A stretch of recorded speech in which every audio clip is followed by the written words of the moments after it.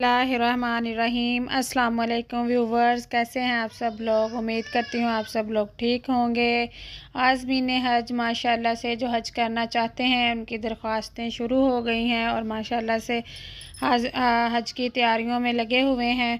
तो हुकूमत की तरफ से इसमें बहुत ही बड़ा ऐलान किया है कि जो लोग सरकारी हज स्कीम के तहत हज करना चाहते हैं, जिन्होंने पिछले 5 साल में हज किया हुआ है, पहले ये था कि वो नहीं जा सकते, मगर अब उन्होंने आसानियाँ कर दी हैं कि वो लोग भी जा सकते हैं। यानी कि हज बदल करना है किसी ने दोबारा वैसे हज करना है तो जा सकते हैं। इसकी बड़ी वजह ये है कि सीटें जो हैं वो ज़्यादा हैं। 90,000 सीटें हैं सरकारी हज स्कीम की, तो उसमें तकरीबन 17,000 दरख्वास्तें जमा हुई हैं। क्योंकि दिन बहुत कम रह गए हैं और लोगों ने दरख्वास्तें बहुत थोड़ी जमा करवाई हैं। तो जहां वो स्पॉन्सरशिप स्कीम की सीटें 25,000 हैं, उनमें से सिर्फ सीटें जमा करवाने में दरख्वास्तें जमा करवाई हैं सिर्फ 1200 लोगों ने। तो सऊदी अरब को वापस करना पड़ना था ये कोटा, इस पे जुर्माना भी आयद हो जाना था और ख़र्चा भी ज़्यादा पड़ना था हाजियों को। तो इसलिए हुकूमत ने ये कहा है कि पिछले 5 सालों में हज किया हुआ था जिन्होंने, वो भी दरख्वास्तें जमा करवा सकते हैं और हज कर सकते हैं। माशाल्लाह से अल्लाह ताला सबका हज कबूल फ़रमाए और हज बैतुल्लाह की सआदत तमाम मुसलमानों को नसीब फ़रमाए। मसला बहुत था, बहुत से लोग थे जिन्होंने पहले हज किया हुआ था और वो अब जाना चाहते थे मगर उन्हें जाने की इजाज़त नहीं थी, वो भी उन्होंने ख़त्म कर दिया। और साथ ही साथ एक बड़ा ऐलान ये भी किया है कि यकदम आप सारी रकम जमा नहीं करवाएंगे, पहले आप जाएंगे बैंक और वहाँ आप लेंगे टोकन जो 20, 10 या 25,000 तक का हो सकता है। 20,000 तक तकरीबन इंशाल्लाह होगा, 5, 10, 20 जितना उन्होंने रखा होगा टोकन का, वो जमा करवा के तो हजाज कराम अप्लाई कर सकते हैं। क्योंकि हजाज कराम को ये बहुत मसला था कि 6 महीने तक पैसे जो है ना वो पड़े रहेंगे। हज अभी जाके होना है 6 महीने बाद और सारी रकम अभी जमा करवानी है, तो इस वजह से भी लोग अप्लाई नहीं कर रहे थे।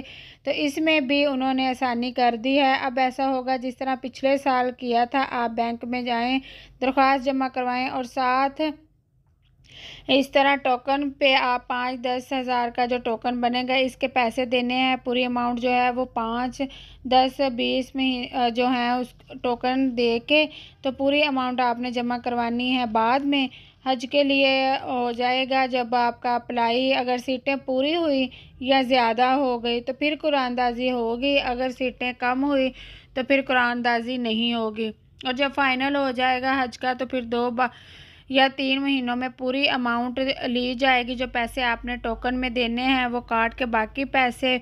इसके अलावा अच्छी खबर यह है कि अगर आप पैसे पूरे जमा नहीं करा सकते तो आप लोगों के पैसे 2-3 माह बाद तक पूरे हो जाएंगे, तो ये मामला भी हल हो गया। और साथ में आपको बताया जाएगा कि पासपोर्ट जमा कराएं, फिर ट्रेनिंग होगी हुजाज कराम की, फिर आपको वो फ्री मिलेंगे बैग्स, रिंग मिलेगी हाथ में पहनने वाली, छतरियाँ मिलेंगी, औरतों को स्कार्फ मिलेंगे, ये गिफ्ट के तौर पर दिए जाएंगे हुकूमत की तरफ से। और फिर पासपोर्ट आपको वापस किया जाएगा और साथ में 50 से 60 हज़ार फ़ी हाजी भी वापस किए जाएंगे। फिर आप इंशाल्लाह हज पे जा सकेंगे। अभी तक की मालूमात यही है वज़ारत हज की तरफ से। अल्लाह ताला आपका हज कबूल फ़रमाए और जिनकी ये ख्वाहिश है कि वो हज कर सकें और करने जाएं तो अल्लाह उनके लिए भी आसानियाँ करे। अल्लाह तमाम मुसलमानों को हज की सआदत नसीब फ़रमाए।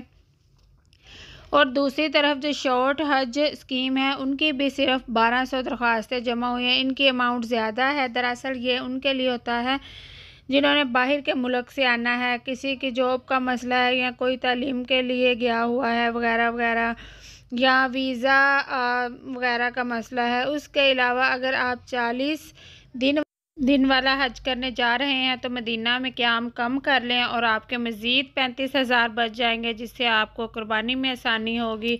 या जो आपने पैसे रियाल के तौर में चेंज करवा कर साथ लेके जाने हैं उसमें आपको आसानी होगी। ये भी फॉर्म पर लिखा होता है, आप ये सिलेक्ट करें कि मैंने 4 दिन मदीना में रहना है तो इससे भी आपकी बचत हो जाएगी। फिर ये है कि औरतें महरम के बग़ैर भी हज करने जा सकती हैं। पहले सिर्फ़ अहले तशीह जो होती थी 45 साल से ज़्यादा, 45 साल की, वो जाती थी हज करने बग़ैर महरम के।